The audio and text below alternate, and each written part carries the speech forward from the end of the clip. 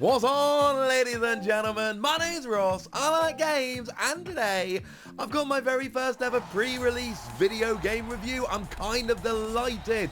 So the lovely folks over at Koch Media, and I'm sorry I'm probably pronouncing that wrong, I apologise, they sent me a review code for Hot Wheels Unleashed on the PS5. And we're going to go through obviously the good points and the bad points and all of that. If you really want the too long didn't read version, which honestly would make me sad, like I've played this game for many hours, I've planned this review, I've recorded the footage. If you turn off now, that's just cruel. But I liked it.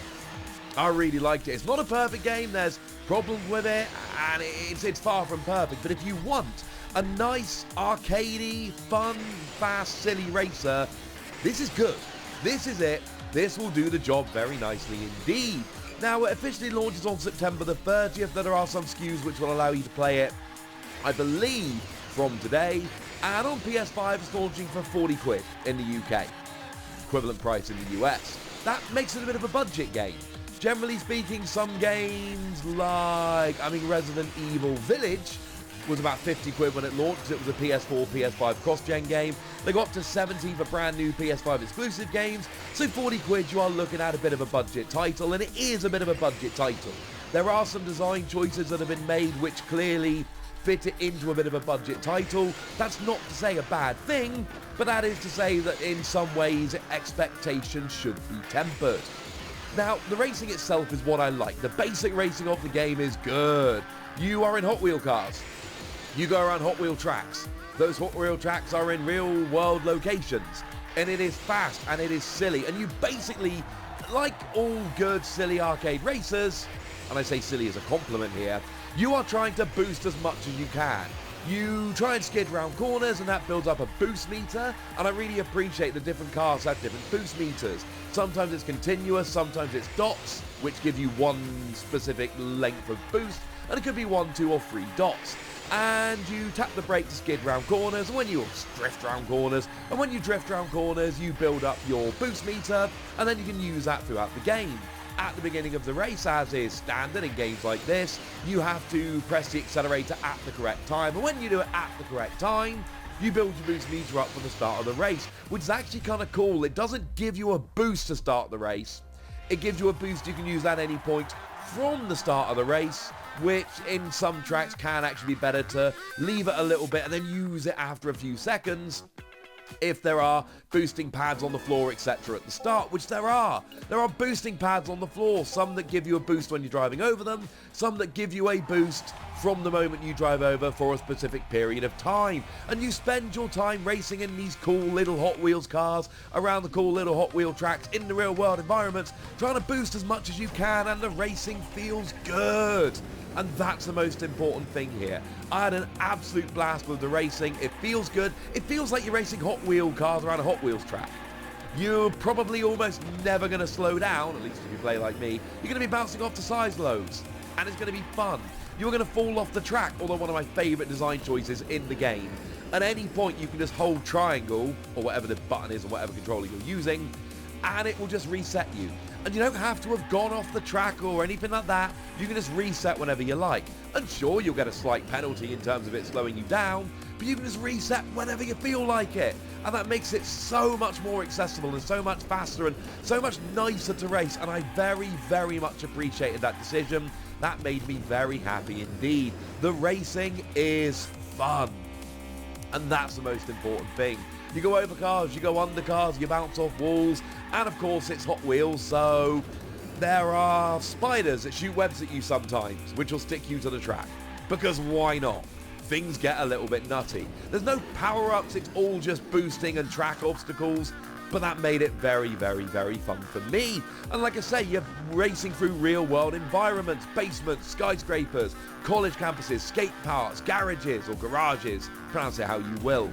And it looks like somebody has set up a Hot Wheels track in those environments and you're racing on it, and that is exactly what I wanted from this game.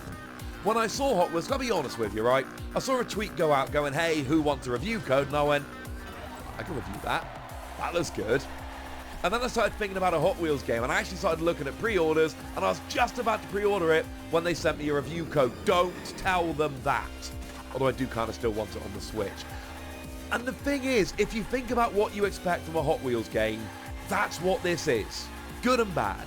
If you want hyper-realistic racing, if you want to be modifying your cars, go for it. You can upgrade your cars, but it is a click button to upgrade. It upgrades the stats that car upgrades. That is it. That is how it works. But as long as you're okay with that, this is absolutely perfect. Now, the main mode here, your campaign mode, your City Rumble, or whatever it's called, is where I've spent the vast majority of my time, and I love it. Essentially, it is a static map with a bunch of icons, and each icon is either a race or a time trial, or a boss race. The boss races are really just real races, but turned up to 11 with way more obstacles, and they're more difficult, and they're more fun, but they are in essence just races. They're just the best races. And then you go around and you clear it. Now, I know some people are going to be upset about the fact that it is a static map. A lot of you are going to want a map that you can actually drive around, and I'm sorry about that. Like I've said, this is a bit of a budget title. You're not racing around the city and finding the races. It is a static map. You move your cursor around, you select the icon, it puts you into the race. I am well aware, because I saw some prediction threads online. I know some people don't want that. I know you want a city that you drive around, and I'm sorry about that. That's just not the way the game works. It is as it is. What I will tell you is it took me 8 to 10 hours to beat the 5 bosses, and I'm still going. And I'm going to clear that map, because it's fun. Now, the time trials are weirdly way more difficult than the regular races. If you whack it down to easy, you will clear all the races. There's basically 2 aims, a little aim and a big aim, or the unleashed goal. And generally speaking, it's podium and win. But in time trial, you've got the slower time and the faster time.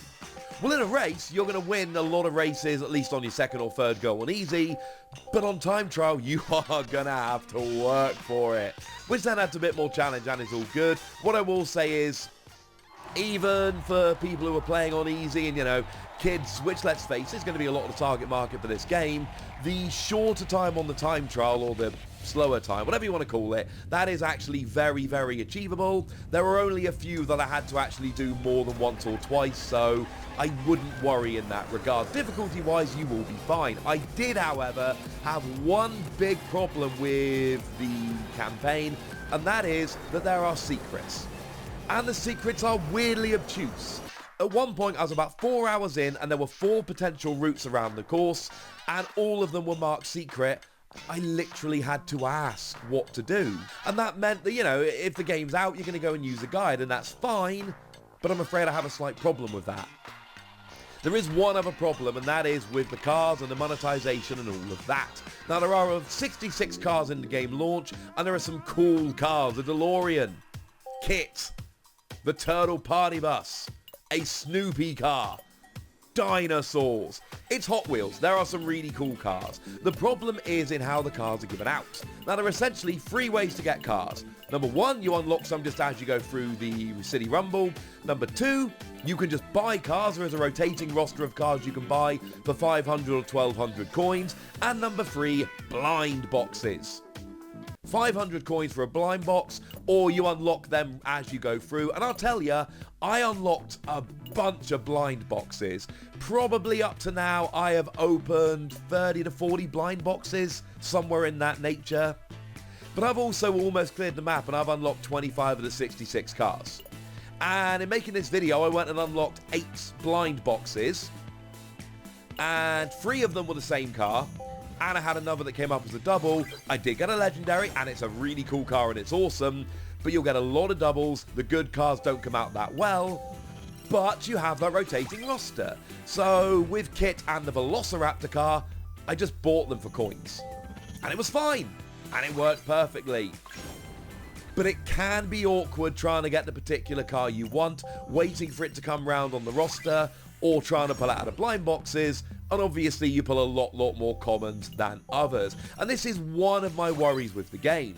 It is a cheaper game, and that is awesome. And you can ignore the blind boxes and everything. And between the cars on the roster, the coins you get through playing the game, and the cars you unlock playing through the campaign, you're going to have a bunch of cool cars. But the fact of the matter is, I want the Turtle Party Bus. And I don't have the Turtle Party Bus. And I haven't pulled it from a blind box. And I haven't seen it on the daily roster yet. Although obviously as the game's out, that's going to start going, and then there will be more opportunities. but I don't have the Turtle Party Bus, and I want the Turtle Party Bus. Now, as of the moment, I've not been able to get perfect information about the coins. There is a shop which isn't active as I record this on the 27th. It's not there. So I'm assuming you can buy the coins, and I'm assuming that's with real world money, and that's my other big problem with the game. I adore the racing, I adore the look of it, I love playing this game. But the campaign mode was a little bit esoteric at times, and I literally had to look up a solution. And I'm cool with secrets, but secrets shouldn't block me off from the main path in the game. And secondly, I am worried that the monetization is going to get a bit too much. There are downloadable content packs which are going to be released, and they give you extra cards and such, and that's cool. Because you know what? That is all extra, DLC is fine. But there's also a race pass, and I don't know what the race pass is. It doesn't say on the website. I know it's not included if you buy the DLC pack, but I don't know what the race pass is. In most games, it's you pay a bit of money every month or whatever, and then you go through a bunch of challenges, and there are unlockables.